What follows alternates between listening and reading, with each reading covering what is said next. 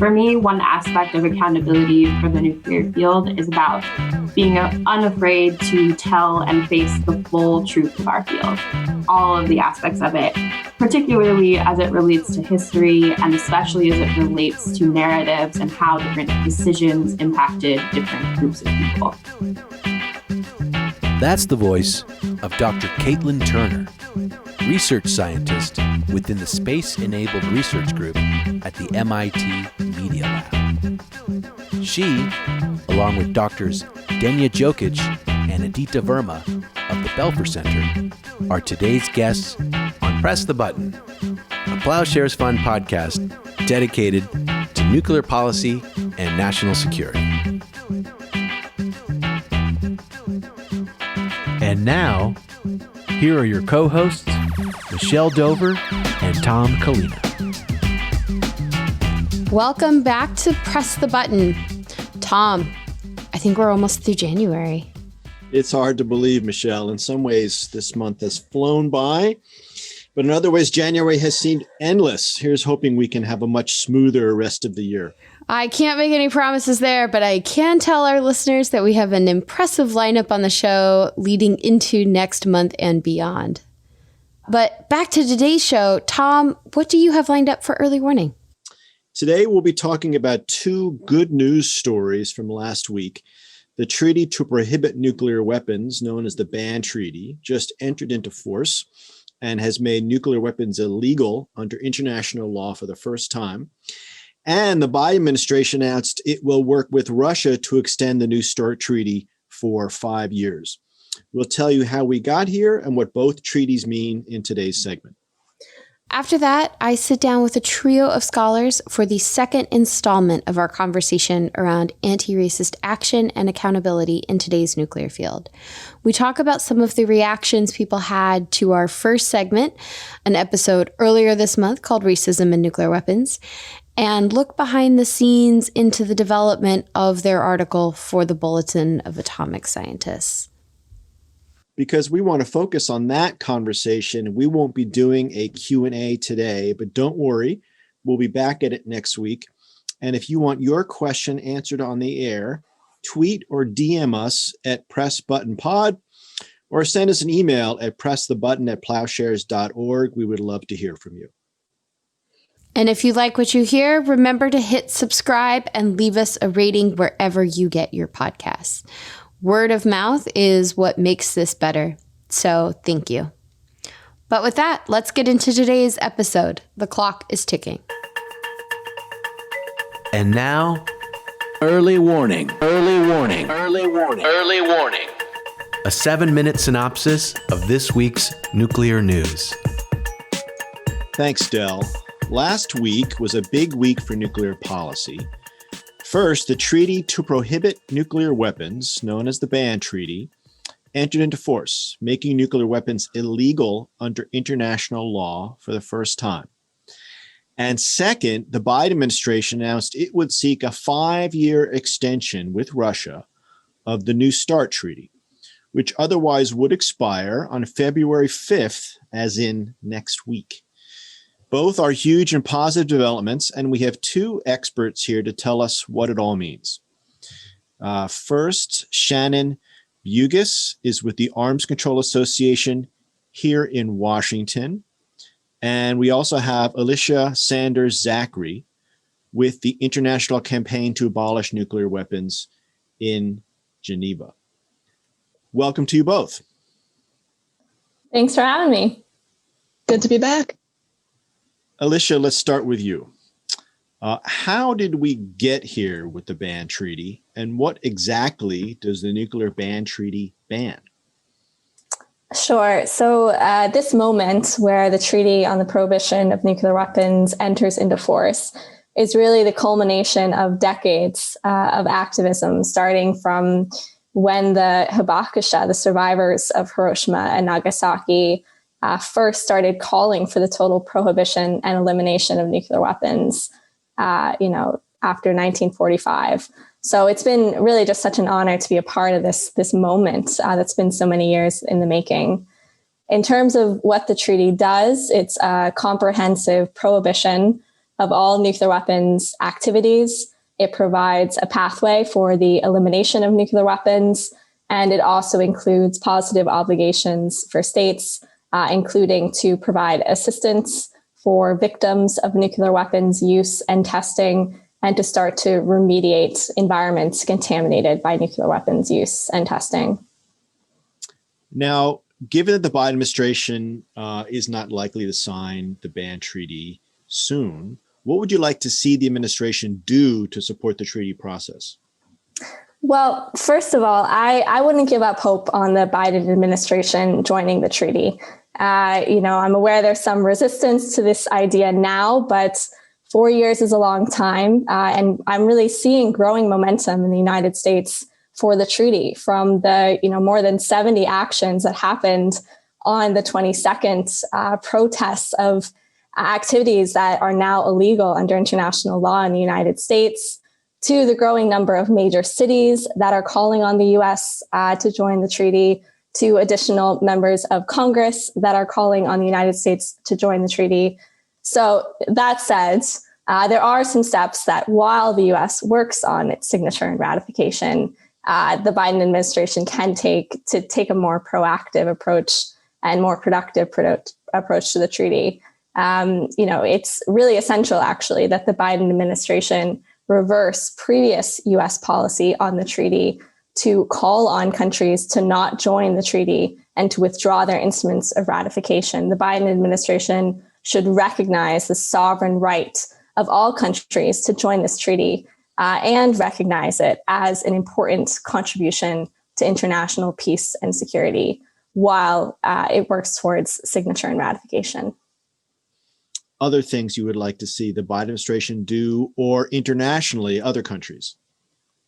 I mean, I really do think this has been recognized by many international figures, from the UN Secretary General to Pope Francis, as a really significant contribution to peace and security. So it really is imperative that all countries do work to join this treaty, and that, particularly in countries where we're seeing recently, just on the 22nd, we saw polls in a number of European countries that host nuclear weapons that have decided not to join the treaty. We've seen that there's massive public support for these countries to join the treaty. So it's really important, again, that the couple dozen standout countries who don't currently support the treaty listen to their domestic populations, listen to these international figures, and do take steps to sign and ratify this treaty. Thank you. And Shannon, turning to you, now that the Biden administration and Russia have both agreed to extend New START for 5 years, what's the next step, and how do we formalize this by the end of next week? Well, it's really nice to be here and we have something good to talk about. As you've mentioned, last Thursday, the Biden administration said that it will be seeking a full 5-year extension of New START. This was the right move for many reasons, one of which being to help maintain strategic stability, especially when, to quote White House Press Secretary Jen Psaki, when the relationship with Russia is adversarial as it is at this time. After word on extension came from the Biden admin, Russia said that it welcomed this announcement and its foreign ministry was ready to engage on officially securing the extension with the Biden team. There was reporting that National Security Advisor Jake Sullivan met with the Russian ambassador to U.S., Anatoly Antonov, late last Thursday, but we haven't gotten more info on that since. To answer your question on how to formalize this agreement to extend New START, the broad answer is that so long as Biden and Putin agree and sign off on it, we're good to go. On the U.S. side of things, it is not required for this agreement on an extension to go through the Senate. On the Russian side, however, over the past year or so, some officials have commented that there are domestic procedures that the extension agreement would have to go through, involving perhaps the Russian Duma. Nevertheless, Russian officials, such as Foreign Minister Lavrov, have said that while timing could be tight, the agreement to extend can be reached before New START expires on the 5th. So I'm hopeful that with the Biden team announcing its decision to pursue a 5-year extension on its first full day, that means there won't be any wasted time to officially secure the extension before expiration. At this point, we will see what happens, especially over the next week. Excellent. That sounds promising. And now tell us, once New START is extended, assuming all goes well by the 5th. What do you see as the next phase in U.S.-Russian nuclear arms control? Well, first, it's important that in addition to sealing an extension agreement, the Biden administration should seek a commitment from Russia to begin follow-on talks on new arms control arrangements. What that looks like is possibly restarting the U.S.-Russian strategic stability dialogue, which covers various issues, including arms control, and can serve as a good venue to start having these conversations on what the next agreement might look like. This dialogue can then pave the way for more formal negotiations. As for what topics that might be on the table for this next phase of U.S.-Russian arms control, one key objective would be to negotiate deeper, verifiable reductions in the deployed strategic nuclear weapons of the two sides. Other topics include tactical nuclear weapons, long-range dual-capable conventional weapons, including those formerly captured by the INF Treaty, and hypersonic glide vehicles. Something the Biden admin should be pursuing as well is to have a regular bilateral U.S.-China strategic stability dialogue and to work to engage China in the existing P5 nuclear dialogue. This is a lot, to say the least. Going over these difficult, some very contentious topics will be time-consuming, which was one of the major reasons why we wanted to push for a full 5-year extension of New START so as to buy enough time to have these complex talks. Great, thank you. There is the siren. Unfortunately, our time is up. Alicia, Shannon, thank you so much for being here, and I'm sure we'll talk again. Thanks, Tom. Thank you.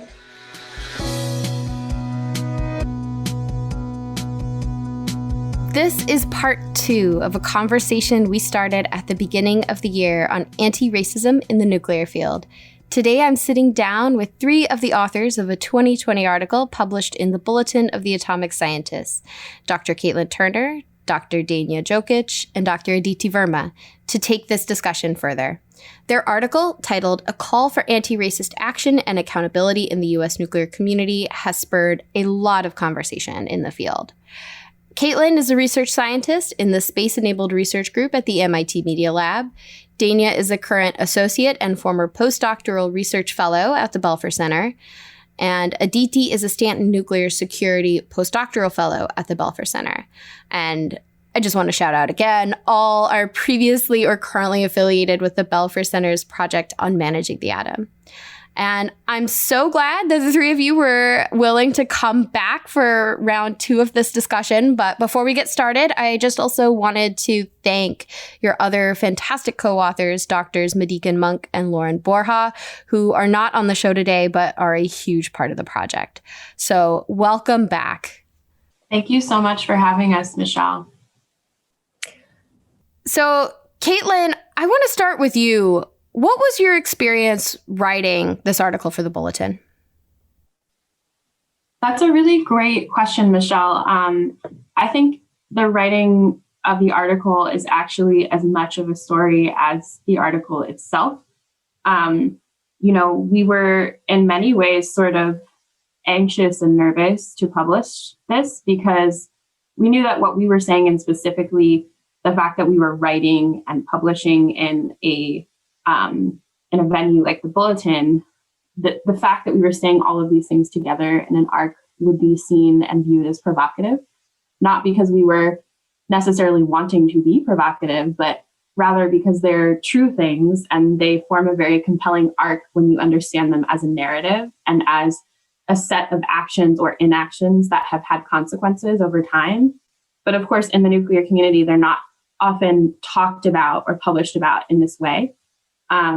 One thing that was really interesting that we learned a lot from during the writing process is that we went back and forth a lot about tone in the writing and editing because for 2 big reasons. The first being that each of us have very different positionalities and intersectionalities and therefore feel comfortable saying things differently because of how those things are viewed by different audiences coming from a specific voice. For example, oftentimes women of color, especially Black women, if we're expressing anger or rage about things like police brutality and systemic racism, that's sort of seen very differently and oftentimes more negatively than other races and ethnicities expressing anger at the same issue. That's a phenomenon which some of us have directly experienced where, Black rage about these issues is seen as pathological, but, other folks' rage about the same issue is actually seen maybe as virtuous or righteous or ethical. And then additionally, another aspect was that some of us are in positions professionally that are more tenuous, where saying the wrong thing or saying something in a way that rubs someone the wrong way has very serious professional consequences. So we wanted to settle on a tone that was both factual and firm, and also left a lot of room for inviting accountability and behavioral changes in the community. And so that was really a balancing act for us, as well as a learning opportunity to do with all of our intersectional identities that, especially as far as specifically a lot about gender and race and ethnicity and type of employment. I think this was kind of an important lesson that we learned about working with diverse teams. All of us kind of wanted to say the same thing, but we had to really make sure that we weren't falling into traps of bowling over each other. And there had to be discussion a lot about why some of us wanted to say things a certain way, which led to a lot of understanding, I think, of us as humans, not just as professional collaborators. There's one sentence in our article, which the way we settled on it is, the homogeneity in the nuclear community ensures the way the field is taught, produces research, and makes policy is constricted to a single frame of reference, overwhelmingly informed by the experiences and perspectives of a historically dominant class. That sentence was probably edited about 15 different times. We had, we're like, do we say homogeneity? Do we say historically dominant class? Do we say like overwhelmingly informed? I mean, things like that, took like hours to figure out. And then, of course, this was also at a time where we hadn't had the election yet. And so there was back and forth, those of us can recall, about, coming from the President Trump's administration, that actually talking and educating people about things like systemic racism was, the rhetoric was that was dangerous, that maybe it makes you un-American or a traitor or sort of a dangerous person to be talking about things like anti-racism and intersectionality. So it was actually really anxiety inducing, but we felt like this was such an important set of things to write. And there was one thing along the way that happened that made us feel more compelled to write it and write it in the way that we did. And that was that we actually had several people involved in the writing and editing process with us who were involved basically every step of the way, but then specifically asked to not be named. And the key reason that they gave was about professional retaliation. We had basically collaborators who were editing and writing and contributing with us and saying things like, yes, and yes, and add this, or yes, please say this and take this further. But then at the end saying, please do not put my name on it. So experiencing that, was compelling to all of us, I think, and made us feel like it was so important to get this out there. Thank you for sharing that reality, both the positive and relationship strengthening parts of it, as well as the just not okayness and injustice of the rest of it. Denia, Aditi, what has your experience been since it came out? Are there reactions that have surprised you? We've had a wide range of responses, some more surprising than others, and somewhere in between. Some of the more pleasant surprises included that so many people and institutions in the field resonated so much with the article and expressed gratitude for writing this. Mostly, but not exclusively, from young professionals, both of color and not, who really felt seen in their experiences and their longstanding desires to change the field. So that was really fulfilling to get those reactions. Some of the less surprising reactions, but ones that still perplexed us a little bit, was just in a most general sense, the continued rejection of the idea, even after the article was published, that racial injustice had anything to do with the nuclear field at all, as well as maybe a little bit more surprising than that, the phenomenon of different people and institutions identifying with parts of the article that not only resonated with them, but parts of the article that they identified as things that they could change in their institution more easily or more conveniently, they would kind of glom onto that part of the article without taking the article as a whole and engaging it as a whole. And I don't know if you remember in the first episode, I mentioned that it's really, really important to address both epistemic and institutional racism at the same time and not just kind of, push buttons where it's convenient. So that was an interesting phenomenon. And I can give a couple of examples just to illustrate, if you like. One way that epistemically people kind of stuck to their narratives that they had always been, I guess, educated in is the idea that the world is safer because of the NPT. While this is true in some senses, this is not necessarily the perspective of the global South. In fact, it's a perspective rooted in the US-based realist kind of epistemic community. And I would say that not recognizing these other perspectives leads to phenomena like shock that the nuclear ban treaty was ratified. So it was a little bit surprising to us that even after we laid out all our arguments, that people would still kind of stick to what they had been, and probably understandably so. I mean, if you're educated in one paradigm for so many decades almost, it's very hard to change anything with one article. But this is why we wrote the article. We tried to start the conversation. We tried to kind of unlock some of these rigid ways of thinking and invite other perspectives into the field, perspectives that already exist outside the field into the field. On the institutional side, I can give an example of a sentiment of, well, I don't see the need to study racial injustices in the nuclear field. Can't we just hire people of color that have researched the traditional literature and work within the existing paradigms?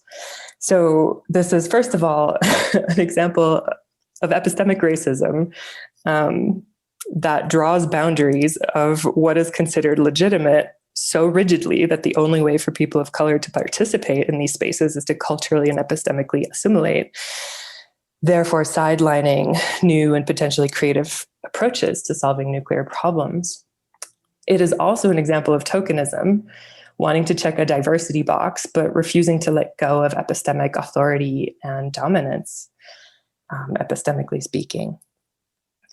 Then another interesting phenomenon we saw in a couple of institutional contexts that, in contrast, some liberal, progressive, and/or progressive institutions who are justifiably hesitant about tokenizing, as a result, focused on more of the epistemic issues instead of the institutional ones. How about you, Aditi? Yeah, thanks, Michelle. I would just add to what Denia has been saying that it has been quite interesting to see that a lot of the support and the positive responses that the article has received has been from individuals in many different institutions. But a lot of these people have also sort of privately told us that they feel their hands are tied and that while they would like to do more, they're only able to do so much at the moment. I mean, a fascinating exercise in comparative analysis is to just see the kinds of statements that different institutions in the nuclear field and community put out over the summer, talking about what it is they were going to do in the areas of diversity, equity, and inclusion.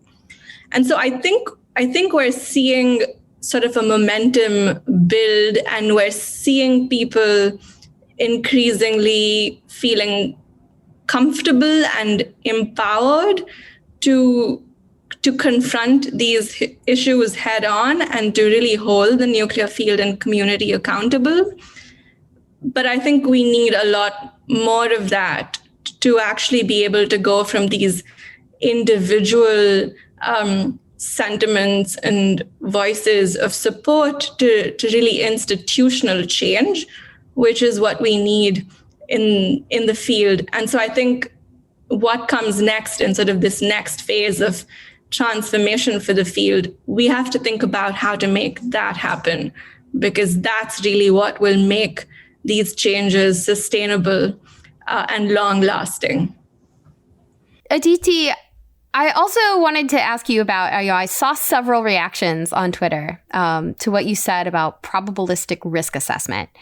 And so do you want to elaborate a bit more on what you were referring to? Yes, absolutely. Thank you for asking that. I was not entirely surprised to see those reactions. And what I meant by what I said last time is that the way in which we think about risk as an engineering construct, as a product of the probability of something bad happening and the consequence of it happening, that way of defining risk is not a natural or physical law. It's a heuristic, it's a construct. And it's a heuristic that we came up with to think about how to make the design, development, and decision-making of complex socio-technical systems a tractable problem. But the problem here is that we've gone too far. And this is where I refer again to the field of risk studies as we knew it in the 1960s. So a particularly notable paper that was published at the time was a paper in Science by Chauncey Starr, and the paper was called Social Benefit versus Technological Risk. What is our society willing to pay for safety? And the author of this paper basically uses nuclear energy as a case study, and he offered two possible paths forward for the development of nuclear energy and for the nuclear energy community specifically. He said that in order to be accepted by the public, nuclear energy technologies would either need to be significantly safer, or that practitioners and policymakers in the nuclear sector could carry on with their extant practices only if they educated the public about the benefits of their technology. And I say all of this because this framing actually turned out to be very problematic, because the nuclear sector essentially latched on to this second option and continued to believe for decades that if it just educated the public, the technology would be accepted by society writ large. And the nuclear community felt that it was able to do this because it had this risk heuristic to fall back on. Risk was a product of consequence and probability, and if that risk was low enough, then the technologies were safe. We know now that these prescriptions that Starr offered were really quite reductive. We know that a purely quantitative treatment of risk produces a number, and this number is really just a heuristic. It's a useful heuristic, but it should not be reified because it's not representative of how many people actually do think about risk. And so if technologies really have to be designed democratically, and if we only make technology decisions about the design and governance of technologies using a limited set of heuristics, we often set ourselves up in opposition to the people for whom we want to be creating these technologies. We set up an antagonistic expert-public divide. And so if we want to build new kinds of technologies that have any chance of actually being wanted and used by society, we have to build them with the society, with the publics. And I say publics because the public is not a monolithic whole. And so this has been a specific example from nuclear energy, but we see this phenomenon of using constructs and heuristics to guide this decision-making throughout the nuclear field, for nuclear weapons and for nuclear energy. Another great example here is the very notion of deterrence. Deterrence is a construct that was created, again, after the fact, after the development of nuclear weapons, to lend them credibility. And deterrence implies that the threat or the possibility of the use of force leads to peace, but it also legitimizes the very existence of nuclear weapons. And we know that the very existence of nuclear weapons is a threat to human security and to peace.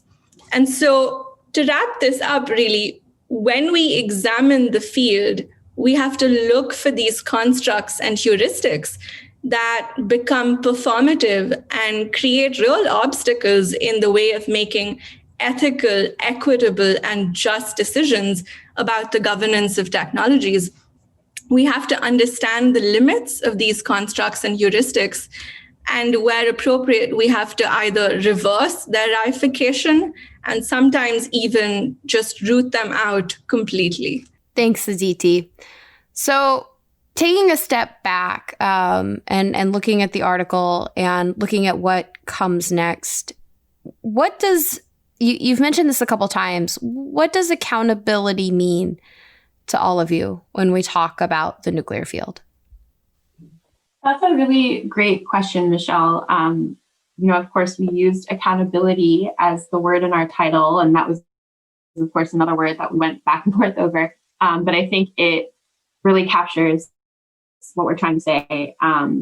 For me, one aspect of accountability for the nuclear field is about being unafraid to tell and face the full truth of our field, all of the aspects of it, particularly as it relates to history and especially as it relates to narratives and how different decisions impacted different groups of people. I think that facing and accepting that truth is frankly necessary, not just in the nuclear field, but in society as a whole, in order to make changes that are systemic and sustained. And I do think that a majority of our society right now wants to make those changes. So that was one reason why we were trying to say, we think this is the way. When we wrote this article, we were so incredibly careful in that we had really receipts for every sentence, every word sometimes, so much that we, at one point in editing, we were asked to take out some of the citations, and we had to, patiently explain, no, actually, we can't take these out because what we're saying is not part of the narrative of history that nuclear scholars learn. And if we are writing this and publishing this, we will absolutely be held accountable for every single word that we say. What nuclear scholars do learn, we argue, is just one narrative of many. It's the narrative that says that, the Manhattan Project was amazing and unifying, and it ended the war and it saved democracy for decades.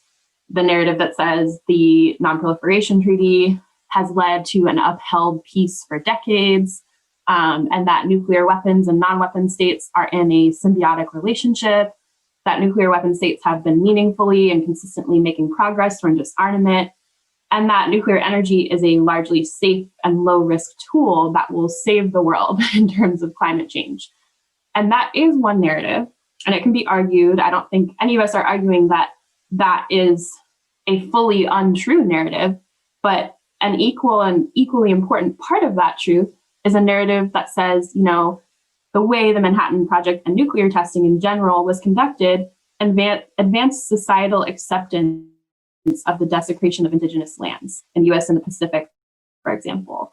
And that the NPT has not created a true peace in the sense that we're all friends now, but rather it has created a situation where we can bet with, a reasonable amount of confidence that conflicts will not be large scale and they won't occur in the global north in, the nuclear weapon states. They instead occur as proxy conflicts in the global south, right? We can also say that it's true that non-nuclear weapon states generally do not view the NPT framing as a symbiotic relationship and do not believe that the nuclear weapon states have made sufficient and consistent progress in good faith toward disarmament.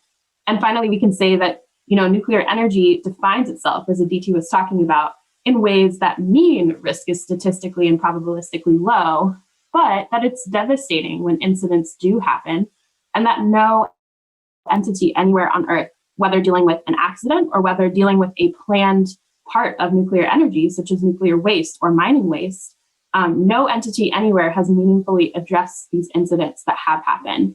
And so additionally, we can say that nuclear energy is just as much or more so a tool of diplomacy as it is as a tool for fighting climate change. We, to take accountability, have to be able to talk about that narrative and many other narratives. And then we have to be able to sit with and talk about why that narrative matters. Oftentimes, if we're talking about that last narrative or parts of that last narrative, it's sort of this like fringe radical philosophical thought experiment that you might discuss in a bar with your friends. And it's not taken as a serious intellectual, academic, or policy perspective. Accountability to me means that we take the 360-degree view of what the nuclear field is and has been, and for whom being the really important question there, the for whom, and that we care, prioritize, and, for example, fund research that takes that 360-degree view rather than sidelining it to, philosophical bar and house party discussion. Yeah, I would add to what Kate has been saying. I completely agree with all of that. And I would add that, to me, accountability for the nuclear field and community actually means transforming it institutionally as well as epistemically. So institutionally, we've been saying this time and time again. We need to make the field more open and inclusive.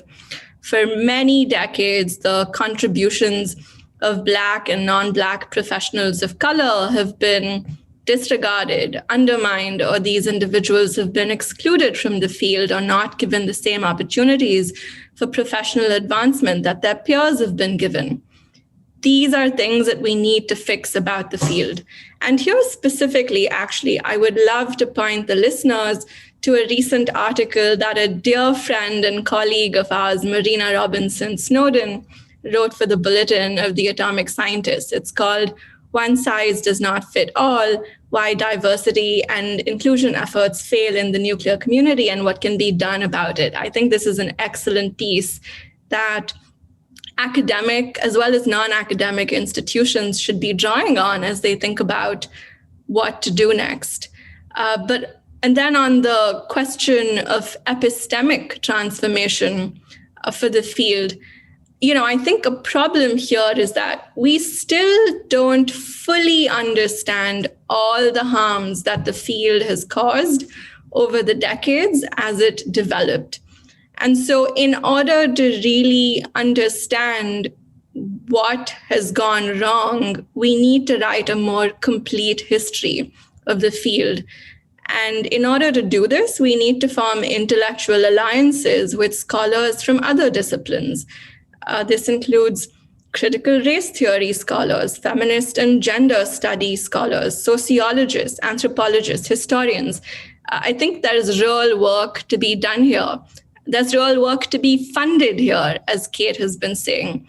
And so we really like to use this opportunity really to call for more of this kind of work, to call for the recognition and support of this kind of work that many scholars have already been doing for some time, that has and work that has sort of been undervalued and underappreciated so far. But we also want this work to be supported and recognized and used by the nuclear community in the future when this kind of work is done and produced. And I say all of this because this kind of research is not an academic exercise for intellectual gratification. It's really needed to transform the field in a sustainable and long-term way to really make it a field that prioritizes concerns about equity and justice. Denia? I cannot echo strongly enough what Aditi and Katlyn have said. I 100% agree with all of the above, and thank you for saying it so beautifully. I just wanted to add a couple more angles that I think are important when we talk about accountability in the nuclear field.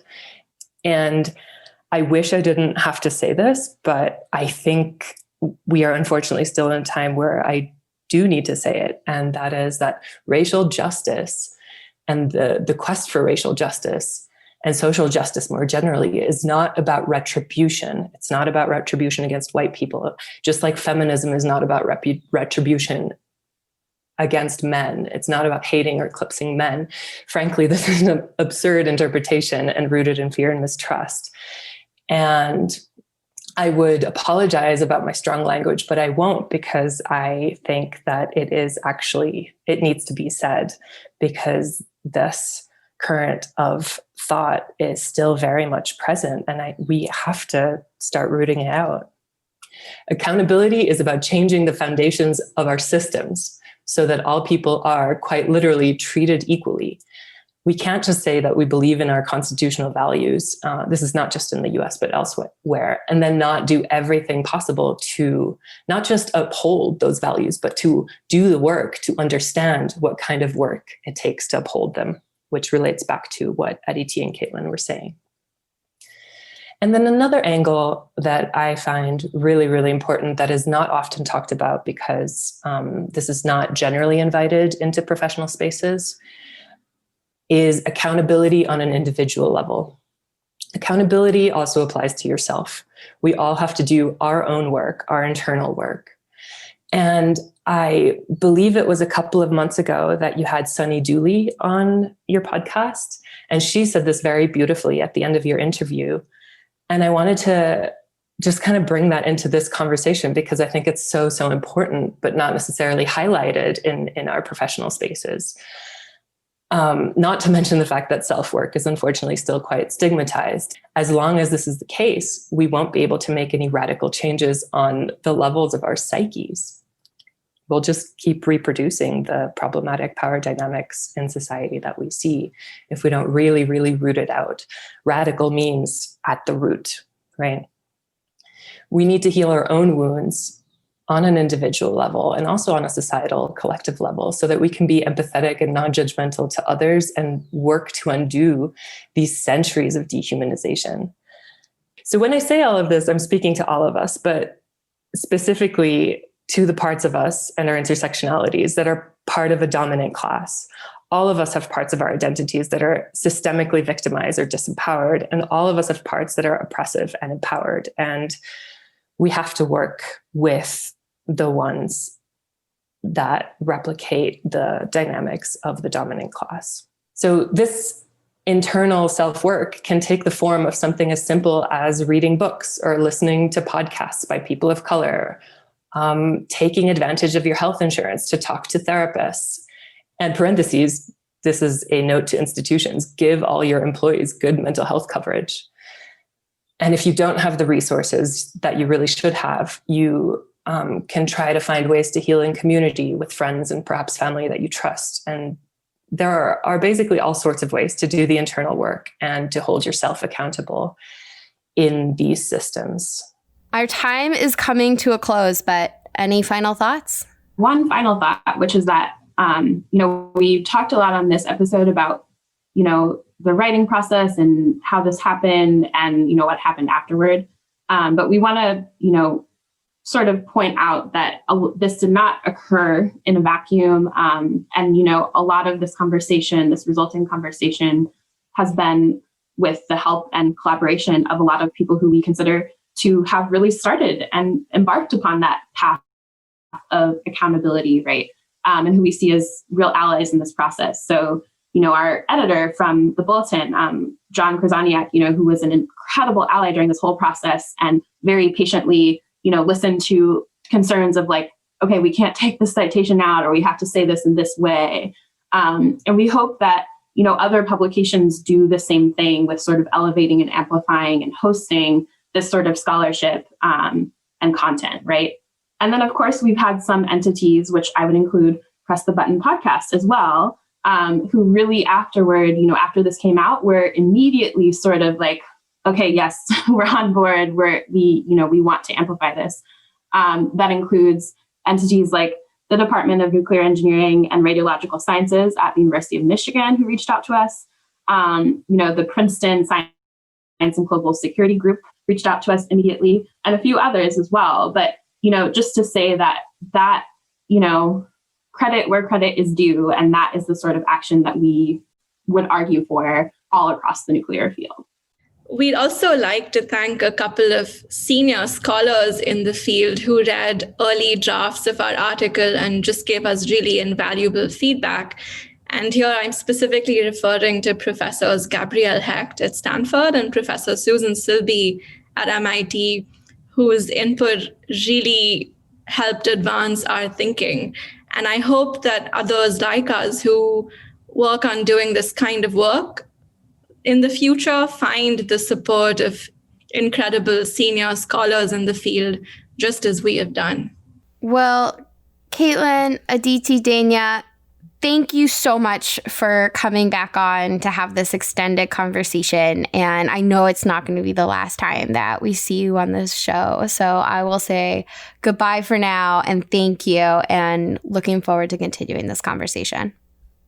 Thank you so much for having us back, Michelle.